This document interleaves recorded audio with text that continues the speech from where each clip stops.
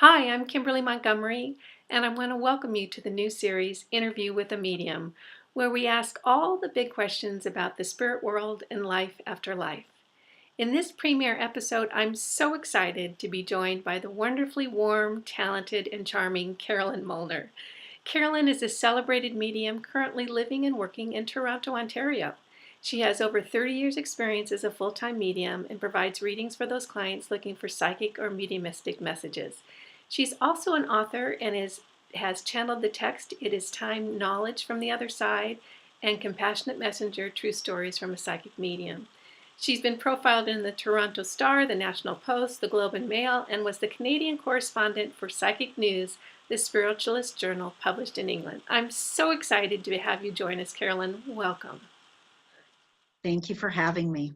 I'm so excited to have you on this premiere episode of Interview with a Medium. So thank you so much for giving us your time. We learned a little bit about you in the intro, but can you tell us about how your gift started and how it kind of changed your life once you really realized what was going on? The only way it changed my life is I got conscious about what was going on. It's been like this my entire life. I heard from my mother that I had a near-death experience in utero. She almost lost me, and there is a correlation between near-death and mediumship. So I don't think I had anything to do with that. It just happened. Around age 8, I had an experience where I was really sick with a cold. But I tend to be melodramatic, even in my younger age, multiplied by 10. And I just wanted to die. I was so sick. And my mother said, go to bed. So I didn't want to because I couldn't breathe. But she said, you need to go to bed. So I laid down on my bed and I put my hands up like this, like Morticia in the Addams Family, right? And I said, oh God, I just want to die. And with that, I closed my eyes and the door to my bedroom opened 12 times and shut with a click 12 times. And in my mind's eye, I'm seeing these big white columns of light. And they lined my bed, all the way around my bed. So that's fine. I fell asleep. And when I woke up, I wasn't sick anymore. So I really didn't think much about that. I just thought everybody had that experience. But when I think back now, I think that was my first experience of being with my guides and them wanting me to stay here and making me well again. So, and then fast forward it to probably age 19, I had my first reading and I was absolutely enthralled. I was captured. And she was an older woman who lived north, and I went to see her. She was well known. She was wonderful. And I came out of there thinking, I wonder if I could do that. And I thought, uh-oh. When I think back now, Spirit heard that and they have never let go since. Then fast forward a couple more years, I think I was 20 or 21. And my sister and I had gone to a very well-known psychic medium who worked with the police. And I found that with her, that really affected her. You see a lot of negative stuff. You may even experience, the crime scene in your mind and all that stuff. That's why I don't do that work. But we went down into I went on my own down into her family room, and it was lit with candles all the way around. And she had one of those televisions with the rabbit ears, right? And so she's talking to me and the candles start jumping and the rabbit ears are moving and nobody's touching them, right? And she's looking around the room going, oh gosh, this has never happened before. And as all this is happening, I'm thinking, I want out of here. She is saying such horrible negative stuff, which actually didn't turn out, thankfully. But when I left her, I had tunnel vision. I was so close to fainting. I was so upset. And so my sister and I, we both had the same experience with separate readings. So I looked at her and she looked at me and we said, let's go do some retail therapy to get well again.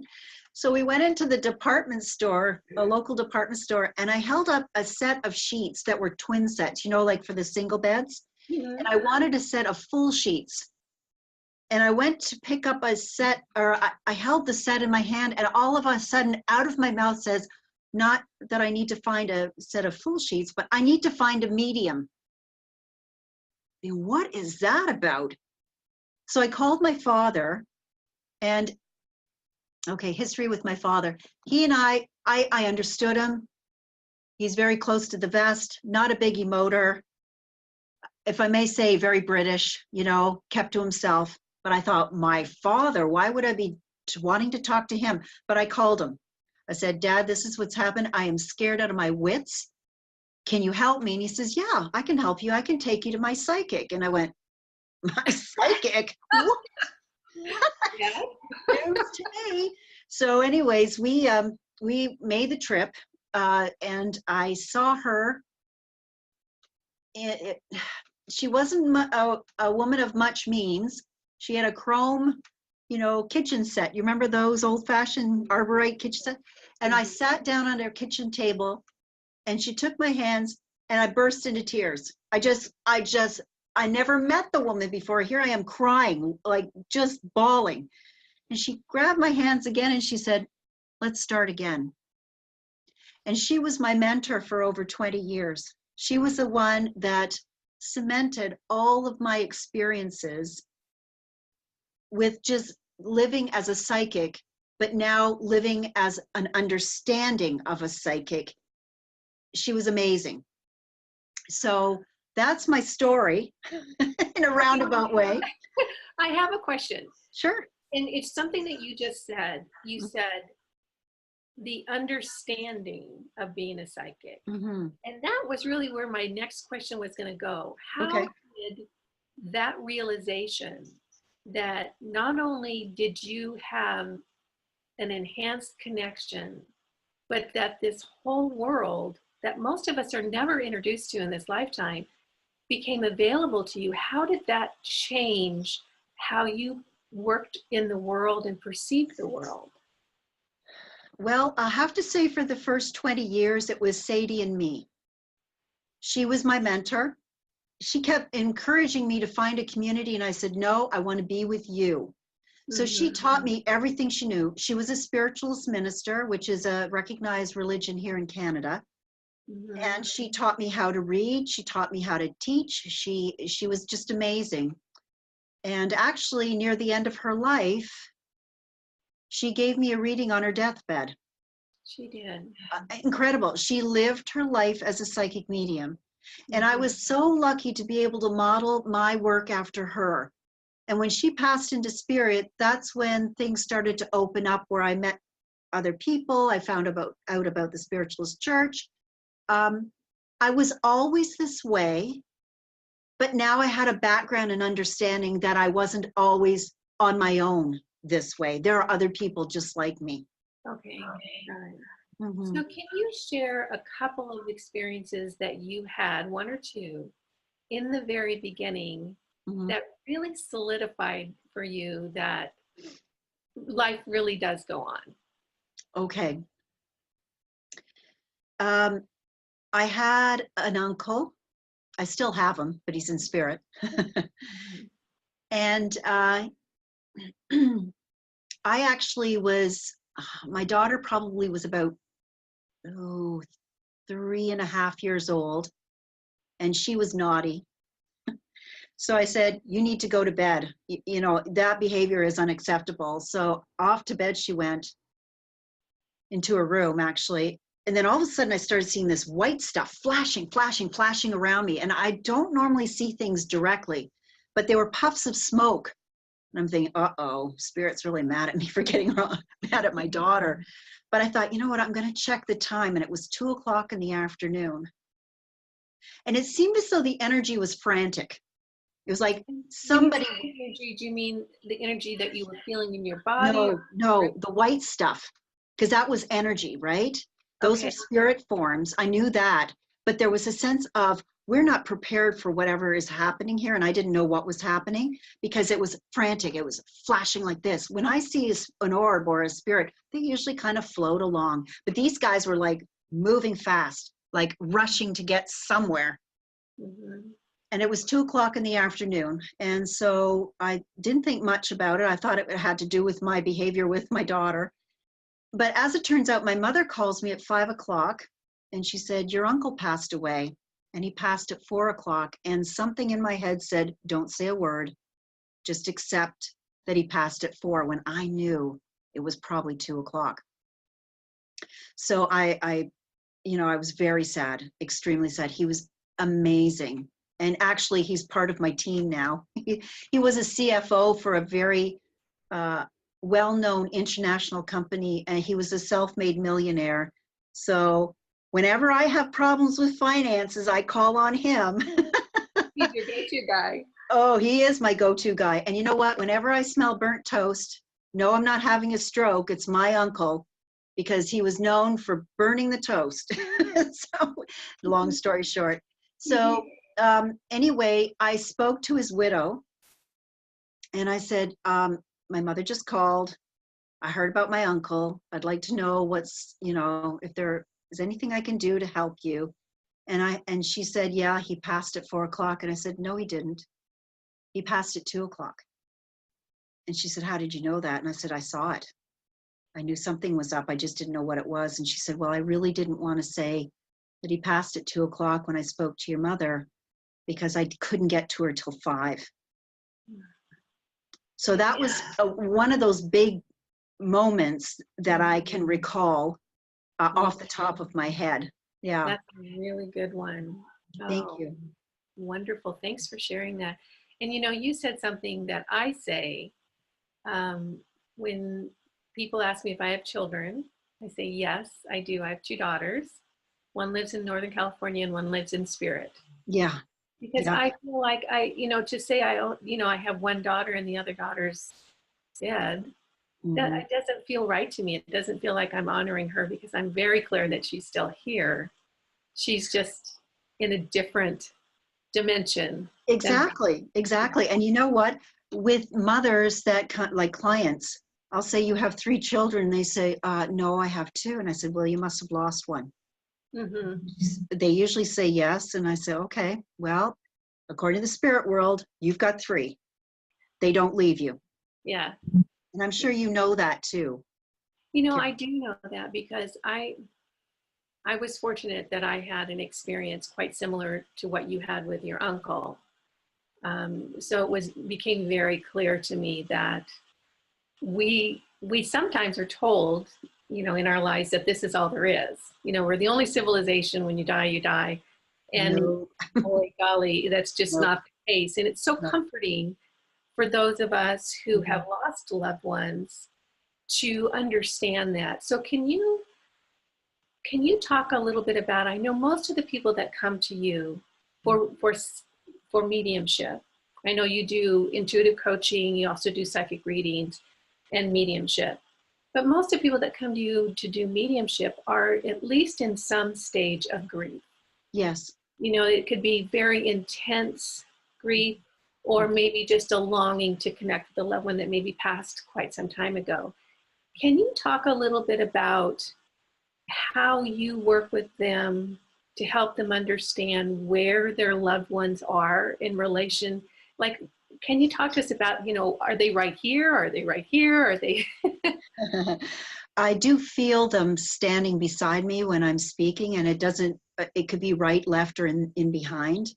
But, the first thing I say to my clients is this: I'm not a counselor. I'll be happy to connect you with your loved one. But if I feel that the grief is really deep, I will suggest that they get a grief counselor, because I'm not enough for them. Because they're what I find is, as soon as the session is finished, they think their spirit people are gone. And then they wait for the next time to see me, thinking that, there's a huge hiatus between sessions, and they have to learn that their grief is actually creating a boundary around them energetically, because the spirit people don't want to upset them more. So they are very subtle about reaching out to their loved ones But if they're willing to take the step to come and see someone like me, they're not subtle. They're like, you know, their personality shows, they talk about instances that happened in their life with the loved one here still, or they talk about something that just happened a couple of days ago, which indicates that they are around them because they know about this, or they'll say happy birthday, and because they know they're one of the people that are still here is going to have a birthday and they want to be involved. But until the grief is at a place where spirit feels that they can be received in a place that won't hurt their loved one who's still in this world, they kind of are subtle. They'll come in dreams, and you know, those are called visitations, have nothing to do with me. That will be between the client and their loved one. It creates sort of a chance for the subconscious to be more available and the conscious to kind of get quiet. So our logical mind's not going to dismiss the experience. And we go home, heaven, 3 to 5 times a week anyway. So the loved ones who have just moved into the spirit world, they are really, most of them are really, really good, unless they've been sick. Like a long-term illness, they're really good to connect with their loved ones in spirit. So, and a lot of people dismiss that as not knowing what that is. And then as and I tell my clients, as you progress through your grief, and you do have to grieve, there's no fast track using a medium, you will find that there'll be subtle instances where you think, wait a minute, I just feel somebody in the room with me. Or the bed just moved when I laid down. I was lying down and I just felt the bed move. And it could be your loved one crawling into bed with you if that's what the two of you would have done. Sometimes people will hear, you know, footsteps along the hall, or they may smell a cologne that's associated with a particular spirit person, or all of a sudden, boom, they're in your head. Active imagination, never really thought about it. But if we don't recognize that that's spirit reaching out to us, we will just dismiss it. And they work very hard to stay connected. I'm sure you understand this, Kimberly, don't you? You know, I do. Can you speak to that? They work very hard to stay connected. Talk to me, is it an effort for them to connect with us, or is it that they spend a lot of energy making sure that they're still involved in our lives? They are involved in our lives because they are connected to us through love. The hard part is getting through the grief. It's like knocking on a door. Can you please open the door? I'm here. I'm here. Sorry? Is it because the energy is so dense, or is it because the person in grief is not recognizing the signs, or a little of both? It feels like there's a smoke screen around the person. It doesn't look like that, but it feels like that. I actually sense it when I'm reading for somebody who's in tremendous grief. It feels like I'm trying to get through a curtain. Okay. Yeah, and you know what? That's normal, and I'm not saying that it's a bad thing or a good thing. It just is. Spirit has a difficult time getting through while this person is grieving deeply. As the grief gets lighter and lighter, so does this curtain. Yeah, and then they will keep trying until they get there. And again, remember, we are living in a logical state. Like, we have rules, we have regulations, we use logic to figure things out, but this is not logic. This is creativity. This is a right brain function. So we have a sense that we need to make this logical. And most of the time we go to a place of, when spirit reaches out to us, we go, okay, I'm just making this up. Because our logical side is trying to keep us safe and keep us in the world of left brain thinking. Don't do that. Yeah, it's a very creative experience. Now, in my work, I connect my clients to their loved ones in spirit during hypnosis. And Mm. don't ask me how this happened. It's nothing I set out to do in life. It just sort of like, I seriously think I just got led to it, Mhm. and all of a sudden connected it. And during my sessions, and I'm very similar to you in that I can't work with people who are in tremendous grief, Right. just because I don't feel like they'll be able to have the experience that they're looking for. That we have to get to a place where there's at least an understanding Mhm. that life goes on. Yes, I miss them, and yes, I do want to connect. Mhm. So during hypnosis, I've had clients that actually, I'm completely out of the picture, and they're nodding their head and laughing and having this conversation in their head with their loved one or loved ones, more than one, and having this complete experience, not only hearing them but feeling them. What I think that is that that left side of the brain is out of the way, and the right side is not doubting. It's just connecting and just feeling the overwhelming love they feel Yeah. is consistent from every session. So I'm thinking it's because that doubting left brain is pushed aside. That's why they're so easily able to connect. What are your thoughts? I agree. It's like being in the sleeping state. It's a sleeping state, right? I don't know much about Mm-hmm. hypnosis, but it's like what I know with the dream state, how we let the conscious go to sleep so the subconscious can be where we are, Mm-hmm. and that's when everything opens up. Yeah. So I'm wondering if we can, it's that acknowledgement of, instead of doubting the sign, saying, yeah, I think that was it. If that doesn't lead to a greater connection, which leads to a greater connection, which leads to a greater connection, and pretty soon, my goal is that my clients can connect on their own, that Yeah. they get that vibratory resonance Mhm. and know that's what they're hearing. A lot of the people that come to see me have such a belief system in place that has to be kind of set aside, and that's very difficult for them. So Mm-hmm. they not only have the grief, but they also have what they've grown up with, and there's a lot going on here that they have to get past in order for them to be available to the spirit world. But what I say to my clients is, you know what? If you have a soul, you're a spirit, and you're having a human experience. The Mm-hmm. only difference between them and us is we've got this, as my chiropractor says, the meat suit. Yeah. Yeah. So that's the only difference between them and us. Mm-hmm. And we are telepathic beings. How many have people have you heard of that, especially mothers, where you just think, oh God, there's something going on here. I need to make a call. And sure enough, your kid's really glad you were in touch with them and all's well. Mm-hmm. That's intuition. That's something that's born in us. And I'm not saying fathers can't do it either. It's just that I'm a mom, so I know what that is. Mm-hmm. Oh, I Yeah. have a story about that. Oh, please tell.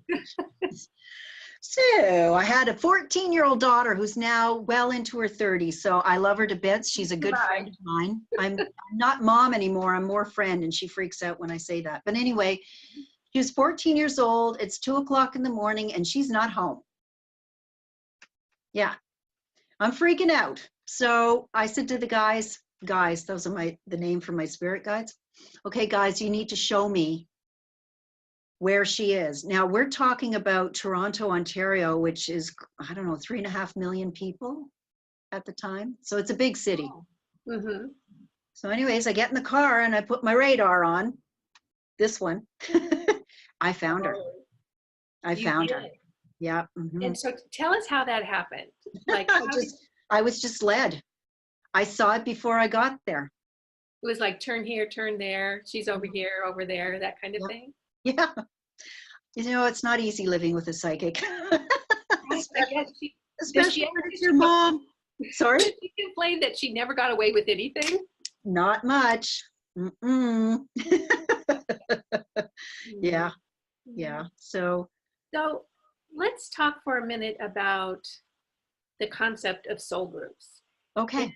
let's talk about it in the broader concept of we hear that before we incarnate, come into these meat suits, we come with a mission or lessons that we want to address and kind of the broad strokes of how that's going to unfold. And that we also come in with a, a family or a soul group or different energies, souls that have decided to take different roles in our lives. And we're all going in to move forward these lessons or these experiences, this expansion of our souls. Can you talk a little bit about what your experience with those concepts have been in the context of your work? Well, I feel that you and I are on the same page Mm-hmm. because I do, from my work, I have experienced just what you've talked about. So thank you. Mm-hmm. We are put together to progress our soul. What's really cool is that we could be male in one life, female in another. Mm-hmm. We could be different races. We could be different religions. Because if you believe in the concept that we're all one, Mm-hmm. we could be anything that we choose in order to progress our soul. We can also choose to be disabled as well. And the more seeming difficulties that we have in our lifetime, the more we can have the opportunity to progress. So we group together because we've had experiences in other lifetimes that we can build on to progress perhaps further or faster. Mm-hmm. And you know how you know it is that you look into somebody's eyes and you think, I know you. I just don't know why I know you, but I know you. And you know, truly the eyes are the windows of the soul. And that's how I have connected with my soul group. Plus, you know, usually our children are part of our soul group. Mm-hmm. And, you know, I don't know whether you notice this or not, but maybe some of your kids appear as though they're the parent and they're trying to parent me, the mom. And, you know, it's because they were the parent the last time and now they decided to switch roles. So yes, it does happen. Now, not all of our loved ones are necessarily here. They may be watching out for us over there. Mm-hmm. And this is controversial, but I'm going to give it to you anyway. Right. I don't believe that our soulmate is here on the earth at the same time that we are. Mm-hmm. I feel that they're watching over us. Mm-hmm. I feel that what this soulmate is part of the soul group who is reincarnated. Okay. And now some of us think, why in heaven's name did we marry this person? Well, they're part of our soul group. They're giving us a rough time because if we didn't have these challenges, we would not change. Mm-hmm. If it's all love and light, what's the point of being on the planet? We're here for an accelerated experience. So our soul mate is kind of comforting us in these difficult times on the other side, perhaps through dreams, perhaps through visitations, if you can recognize spirit to comfort us. So, yeah. So is it your belief that members of our soul group who are maybe not incarnated on Earth right now are over on the other side acting as our guides? I would say that they're our guardians. Our guides are assigned to us with millennia of experience. So say you want to be the next president of the United States, you would hope that one of your guides has got that kind of experience that they could guide you in that way. Mm-hmm. Humans don't have that. They have the love and the connection and the experience from lifetimes, but guides earn that title. It is actually a title. It is. Yeah, from what I understand, yes, it's a title. Mm-hmm. And it comes through, as I say, millennia of experience. Mm-hmm. And you know, when you get through whatever it is that they're really good at, they leave and someone else comes in. Some other guide comes in to help you. Yeah. So it should be a revolving door, and you should never be sad that they've left. It's actually showing you that you've progressed Mhm. to something else. Yeah. Now, you personally, do you work, well, you must work very closely with your spirit guides. And do you know who they are? Are you on a first name basis? How does that work for you, being so connected? Okay, this is controversial again. I will Go for preface it it. by saying I have no idea who they are, and I don't have names for them. Isn't that interesting? Yeah, and it's because I know they're there. I just have had the trust built to the point where I know they're there. Um, I say a prayer before I have my sessions with my clients. I feel energy shift when I do that, and that's enough for me to know that they're on board. Mm-hmm. Names, fine, go ahead and name them. They don't mind, but Mm-hmm. it is a human concept. And how I discern them is through their energy. Okay, so talk Yeah. about that. Explain what that means for you. Well, anybody who's a psychic medium or anybody who's in hypnosis and working with the psychic mediumship realm should have protectors. They're Mm-hmm. called gatekeepers. And the Okay. more we work in this realm, the more we have. They are like gladiators. You don't mess with them. They keep you protected from the lower realms. I'm Mm-hmm. sure you understand what I'm talking about there. Mm-hmm. And they feel very strong, like they feel like, like I'm solidly here and you're okay and we're going to take care of you. That's the feeling. Okay. When I have them, then what I do is I tap into the guides and angels of the people who are coming to see me if it's a psychic reading. Mm-hmm. Because I don't really want to do the telephone thing that my guides will figure out what their guides are talking about, and then their guides will tell my guides who will tell me. Mm-hmm. The telephone game can be kind of Yes.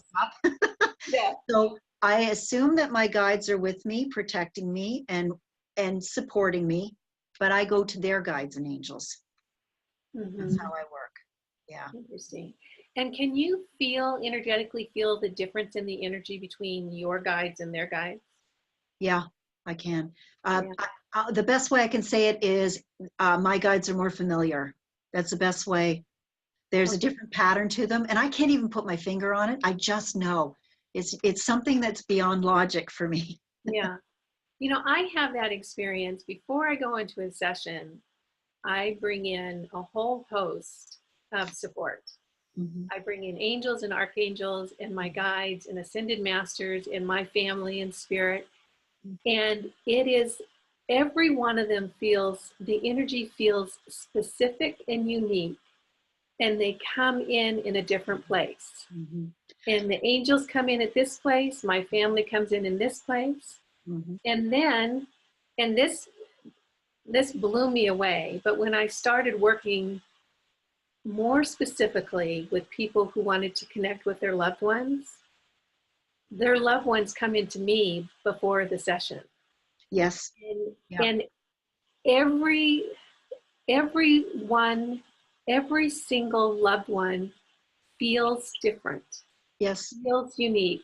Mhm. And I'm not a medium. They don't talk to me, but by golly, can I feel them? Mhm. And I get a sense, like I had one gentleman that came in, he was a fiance, he passed before the marriage. He came in and his essence was just saying, thank you, thank you. And Mhm. that's just what I heard. And Mhm. everyone is so unique, and that's so hard to describe. Mhm. But it's like if you were to walk into a room and see your mother there, you would have all this sense of who mom is. Yes. Upon seeing her, that's what it feels like to me. Is it Yes. similar for you? Yes. Well, spirit take their mind, their memory, their soul, and their personality home with them. Your mind? So they are themselves without the body. Okay. So for me, it's like going into a party and I've never met them before, and you need to introduce yourself to me because I don't know you. So Mm-hmm. talk to me, let me know about things so I can tell your loved one that you're here. Mm-hmm. And yeah, they do feel different. One of the things I ask my clients is please don't send me your photographs until 24 hours prior. Don't send me your written questions. Keep them to yourself because I need your voice and the questions asked because it gives me permission to go into your space. Because I'm like permission based. I really don't want to go there, but if you ask me, I can do that. Because if I start getting all this information, I am sitting with it until I see the person. Oh, so yeah, it's too much. It's too much energy for me. It's like carrying a knapsack on your back. The spirit people are talking to me, and it's like, wait a minute, hold on, just you know. The other day, I had two clients in the morning, and before I even got to see them, Spirit told me, you are going to be very moved and affected by a photograph. I said, okay. So the first person, she had her photographs, no problem. It was actually, a young person. It just didn't affect me. The second client, I opened up the photograph just about 5 minutes beforehand, and it was like, that was the reaction. Oh my God. And it turned out it was her husband and her father, and the husband passed 6 weeks prior to the father. It was overwhelming because I felt that sense of loss, that sadness, not from her, but from the spirit people. So that's why I don't really want to see those things until I'm just about speaking to the client. Yeah.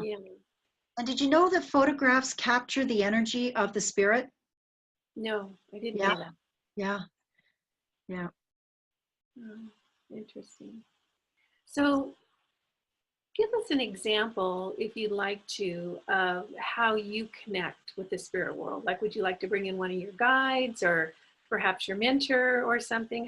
What does it look like for people who don't know how this goes? Oh boy. Okay, this is going to be new for me because it's something I just do automatically. But the first thing I do is I say a prayer. Because I want to protect myself. I want to have an accurate reading. I want it received well. I'd like evidence, and I want accuracy, and I want it accepted. So I kind of set things out for the spirit world, and it's actually a trigger for them.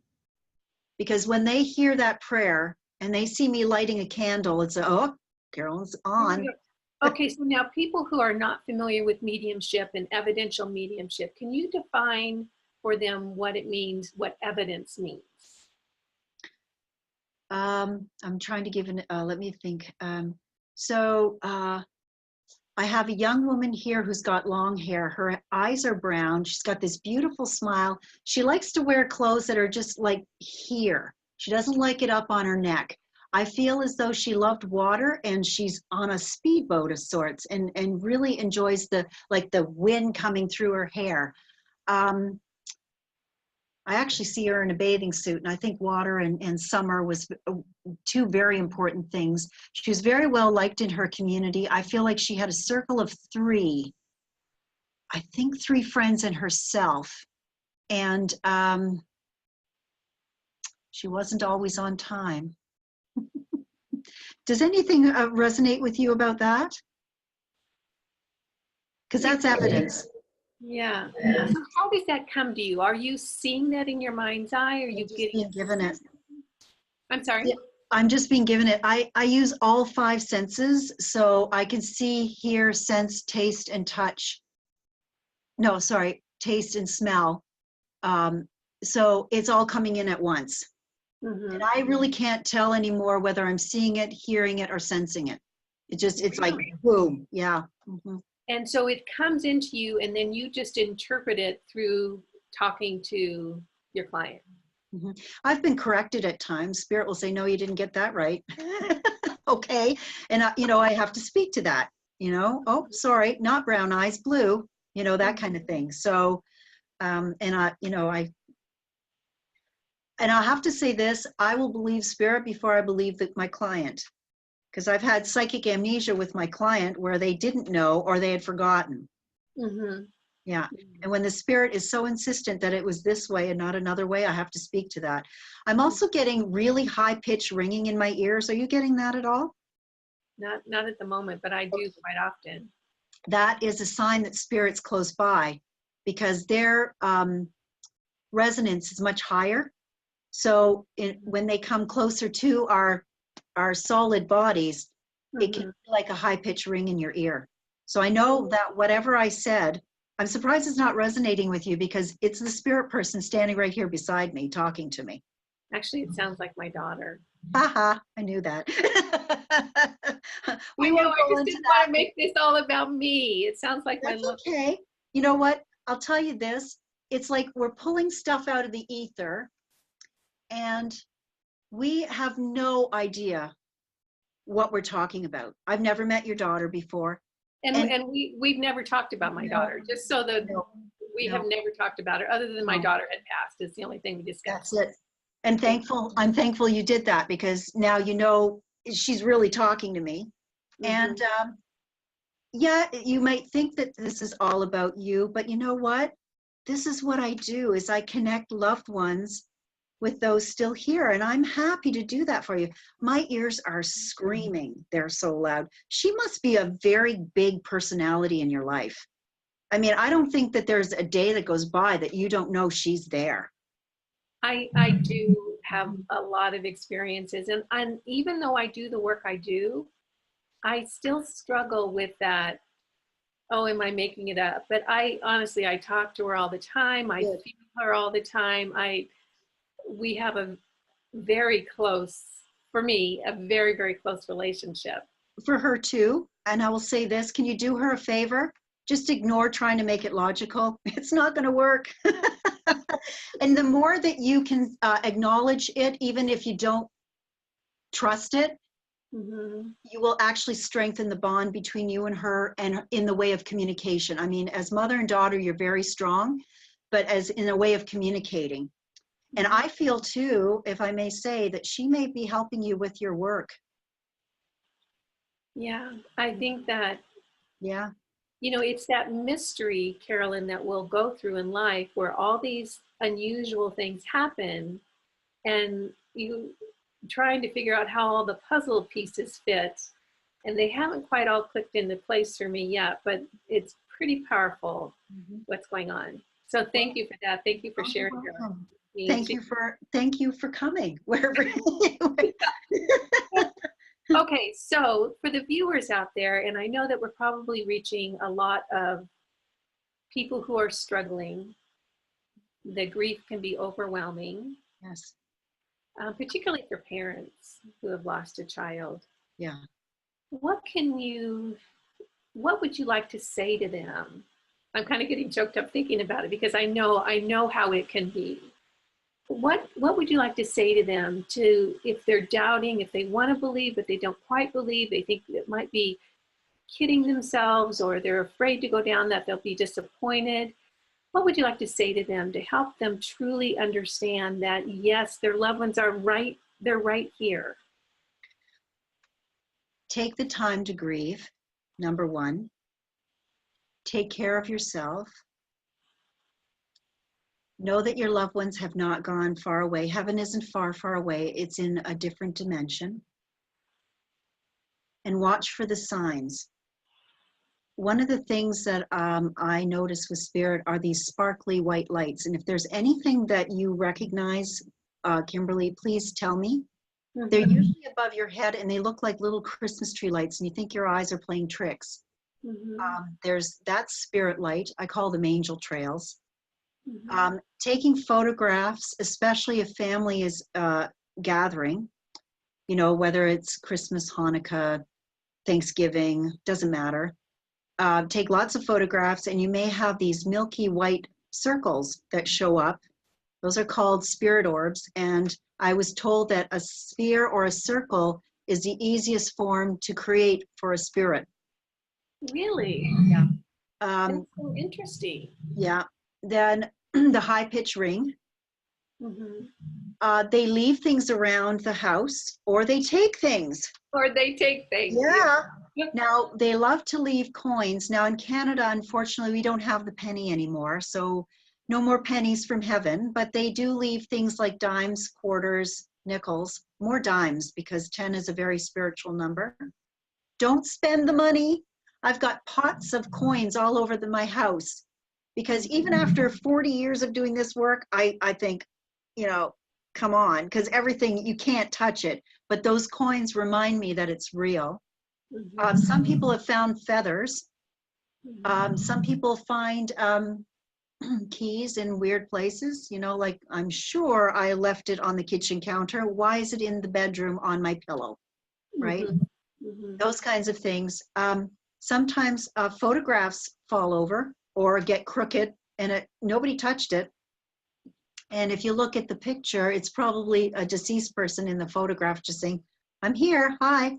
Those shadows that you see on the side of your eye, you know, in your peripheral vision, those shadows are spirit people. And it's not that they're bad or anything. That's just how they show themselves is through that. And you do good, good, good. And of course, when you look, there's nothing there, right? The other day, I have this huge, let's see, it's 3 by 4 foot stained glass angel. And I'm giving this person a reading and it starts swinging.